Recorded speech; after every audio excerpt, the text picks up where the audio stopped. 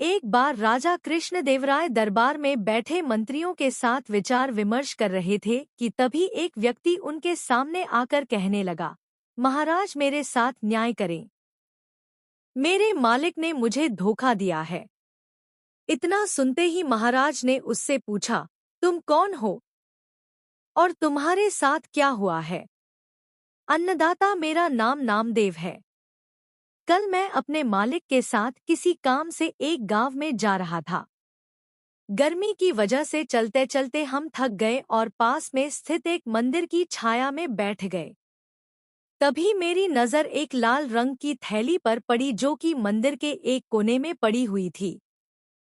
मालिक की आज्ञा लेकर मैंने वो थैली उठा ली। उसे खोलने पर पता चला कि उसके अंदर बेर के आकार के 2 हीरे चमक रहे थे। हीरे मंदिर में पाए गए थे, इसलिए उन पर राज्य का अधिकार था। परंतु मेरे मालिक ने मुझसे ये बात किसी को भी बताने से मना कर दिया और कहा कि हम दोनों इसमें से एक एक हीरा रख लेंगे। मैं अपने मालिक की गुलामी से परेशान था, इसलिए मैं अपना काम करना चाहता था, जिसके कारण मेरे मन में लालच आ गया। हवेली आते ही मालिक ने हीरे देने से साफ इनकार कर दिया।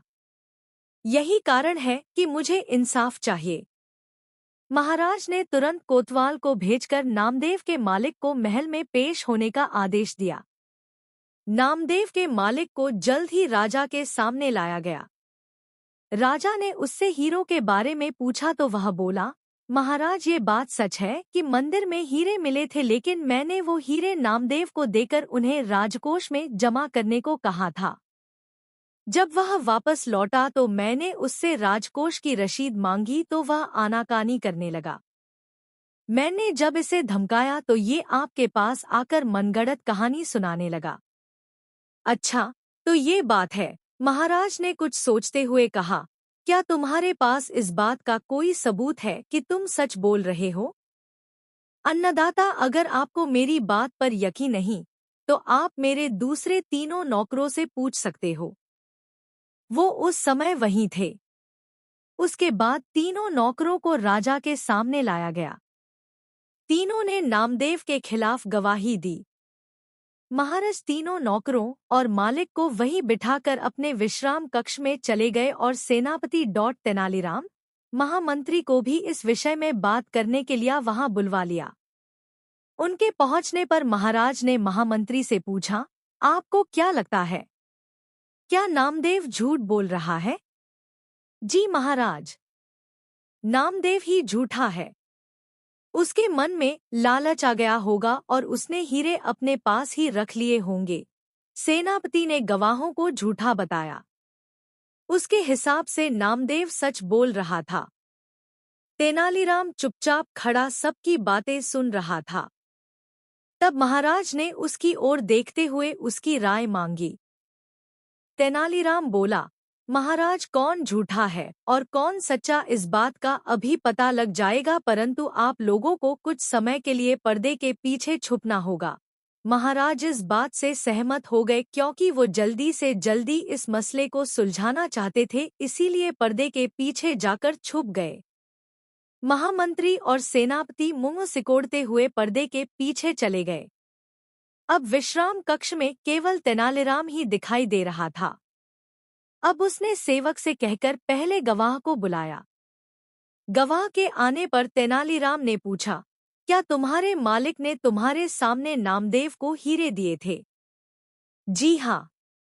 फिर तो तुम्हें हीरे के रंग और आकार के बारे में भी पता होगा।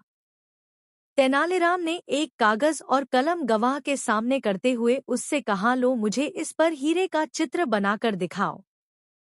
इतना सुनते ही उसकी सिट्टी पिट्टी गुल हो गई और बोला, मैंने हीरे नहीं देखे क्योंकि वो लाल रंग की थैली में थे। अच्छा, अब चुपचाप वहां जाकर खड़े हो जाओ। अब दूसरे गवाह को बुलाकर उससे भी यही प्रश्न पूछा गया। उसने हीरो के रंग के बारे में बताकर कागज पर 2 गोल गोल आकृतियां बनाकर अपनी बात साबित की। फिर उसे भी पहले गवाह के पास खड़ा कर दिया गया और तीसरे गवाह को बुलाया गया। उसने बताया कि हीरे भोजपत्र की थैली में थे, इस वजह से वह उन्हें देख नहीं पाया।